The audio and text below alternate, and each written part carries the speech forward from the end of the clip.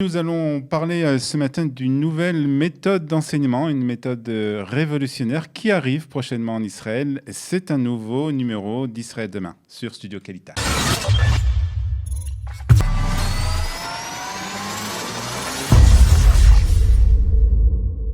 Et pour en parler, nous sommes heureux ce matin d'accueillir David Sultan. David, bonjour. Bonjour, enchanté Olivier.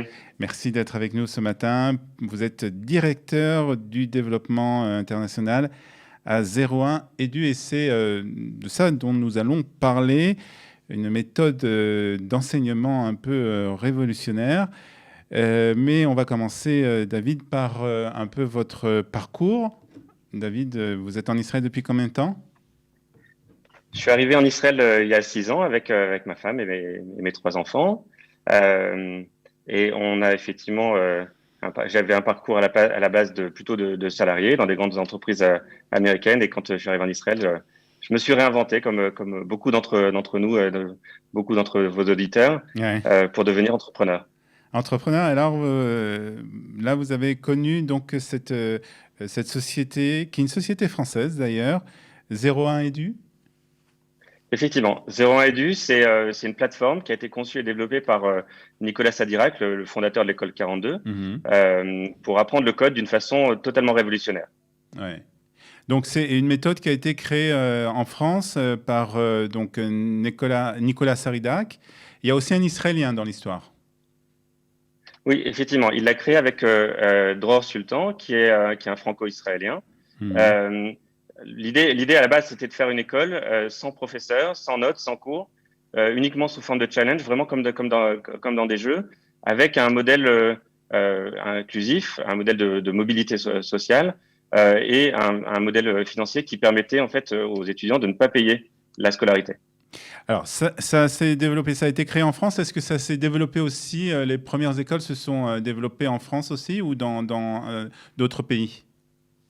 Alors, justement, c'est ça qui est intéressant, c'est que dès le début, l'objectif de l'entreprise était un déploiement international très important, puisque la première école a été mise en place au Kazakhstan, Astana, Nour-Sultan aujourd'hui, en 2019, un an après, à peine après le développement de la nouvelle plateforme, puis en France, et aujourd'hui, on travaille sur une petite dizaine de projets en France, au Portugal, en Angleterre, encore au Kazakhstan et surtout en Afrique où on a une ambition importante puisqu'on veut ouvrir une centaine d'écoles en Afrique d'ici 10 ans.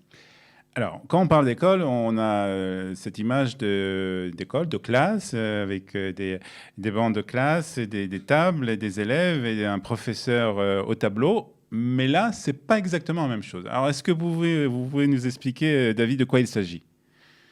Alors c'est presque pareil. Il y a toujours des élèves, Ouais. il y a toujours des bureaux, sauf que là il y a des ordinateurs et effectivement il n'y a pas de professeur. Et ça c'est très important puisque c'est de la diversité des opinions qu'échangent chacun des étudiants en face d'une plateforme qui leur propose des challenges à réaliser, des challenges de difficultés de plus en plus importantes. Et par une sorte de pile-poule finalement, un peu comme dans une yeshiva, où les étudiants vont apprendre entre eux. C'est une méthode de peer learning, et cet apprentissage il se crée grâce à une méthode qui est très intensive puisque c'est sur 2 ans, pendant lesquels les étudiants vont réaliser entre 80 et 100 projets au total, et ça leur permet d'atteindre en 2 ans le niveau des full stack software développeurs, alors que quand ils ont commencé la formation, pour énormément d'entre eux, ils n'y connaissaient rien, c'est-à-dire qu'ils n'avaient pas nécessairement de formation, Mhm. ils n'avaient pas d'éducation Ouais. particulière et aucune connaissance du code. C'est-à-dire que pour commencer ces études, il ne faut pas avoir un diplôme en informatique ou connaître un peu l'informatique pour commencer ce cycle d'études? Surtout pas. On cherche surtout des gens qui n'ont pas encore été formatés ou déformés par les études. On cherche des gens qui ont des talents. On va recruter des gens en fonction effectivement de leur capacité cognitive, ce qu'on appelle le computational thinking, leur capacité à apprendre rapidement à apprendre et à apprendre très rapidement. C'est ça la clé du succès de 01. Alors, il y a une sélection quand même qui se fait au début pour rentrer dans Alors, cette école? oui. Tout à Ouais. fait. Effectivement, il y a une sélection qui est basée effectivement sur des critères cognitifs et pas du tout sur des critères ni financiers ni de connaissances.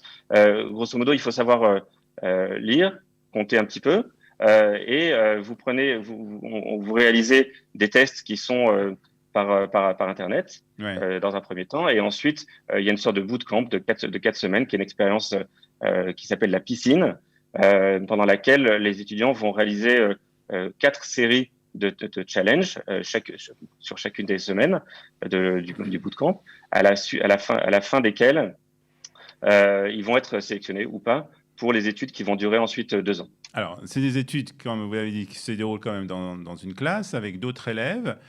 Alors, est-ce qu'on a déjà des premiers lauréats de cette méthode d'étude, d'enseignement? Alors, c'est pas vraiment dans une classe, c'est dans des grands open space. Il faut imaginer D'accord. plutôt des très très grands open space. Ouais. Je On va peux montrer voir des les photos photos si en vous même voulez, mais temps, oui, bien sûr. ce sont des grands open space où les étudiants vont être ensemble, vont travailler par petits groupes sur les challenges au fur et à mesure de leur progression dans l'art de la connaissance, au Mhm. fur et à mesure de la progression dans le curriculum. Donc oui, on a énormément de recul puisque il y a aujourd'hui plus de 100 000 alumni de la méthode qui a été formée, qui a été créée par Nicolas Sadirac il y a plus de 10 ans Ah oui, maintenant. déjà. Et on est capable de voir qu'aujourd'hui, les étudiants qui ont suivi cette formation ont entre 30 et 40 offres d'emploi. Bref, c'est une méthode qui marche très très bien. Mhm. Alors, est-ce que cette méthode, c'est une question bien sûr qu'on va vous poser souvent, est-ce que cette méthode va venir en Israël aussi? Eh bien, écoutez, on y travaille ardemment. Effectivement, on travaille aujourd'hui sur 2 projets. Un projet avec une grande mairie D'accord. israélienne qui n'est ni Jérusalem Ni Tel ni Tel Aviv. Aviv. Ok. Euh, et on travaille avec eux main dans la main pour mettre en place notre première école en Israël. Mhm. Et on travaille aussi avec un autre groupe, un groupe plus industriel qui souhaite mettre en place une académie, parce qu'aujourd'hui, on estime qu'Israël a un potentiel pour avoir entre 8 et 10 écoles comme celle-là, Ouais. sans aucun problème. Et ce qu'il y a, on l'a déjà dit, mais on va encore le souligner parce que c'est très important, c'est que en fait, vous essayez aussi de placer les personnes qui terminent ce cycle d'études. Alors ça, c'est effectivement le second aspect innovant de 01 Edu, c'est vraiment dans son business model qui fait financer les études par les entreprises qui seront finalement les futurs recruteurs de ces talents, donc les principales bénéficiaires. Les étudiants sont au centre du système dans un environnement qui est très bienveillant. On va leur apporter effectivement une formation d'excellence pendant 2 ans et on va leur garantir un emploi à la fin des 2 ans dans les entreprises partenaires qui nous ont accompagnés sur la mise en place de l'école et sur la vie du campus. Et tout ça, c'est gratuit.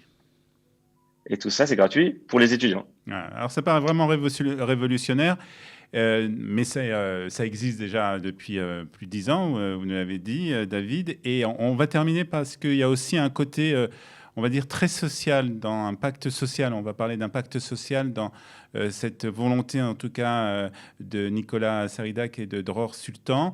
Bien sûr, c'est une société qui veut faire de l'argent, etc. Mais il y a quand même un côté social.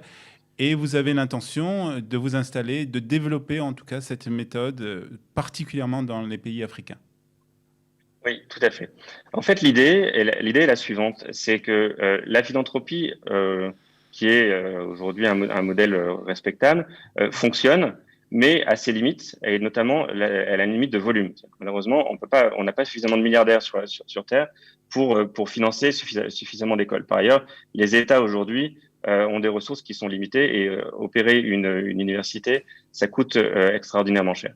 Donc là, on a créé un modèle qui est lui-même pérenne parce que profitable et qui nous permet de répliquer les écoles et donc finalement de créer, d'avoir une production d'un nombre de talents qui au final est faramineuse puisqu'on vise d'avoir plus d'1 million de formés en Afrique d'ici 10 ans. Et ça, c'est vraiment à la hauteur de l'enjeu puisque quand on regarde aujourd'hui les statistiques de la Banque mondiale, du FMI ou du World Economic Forum, on a besoin au niveau mondial de 4,5 millions de codeurs. En Israël, par exemple, c'est le Reshut HaChadshanut a évalué le besoin à 15 000 high-techistes supplémentaires. Donc, ce qu'on a besoin aujourd'hui, c'est pas seulement des écoles qui arrivent ou des bootcamps qui arrivent à former des petites promos de 30, 40, 50. On a besoin d'écoles qui arrivent à former des promos de 250, 500, 1000 étudiants à chaque fois, et surtout, en fait, de répliquer le modèle, d'avoir un modèle de croissance qui est exponentiel,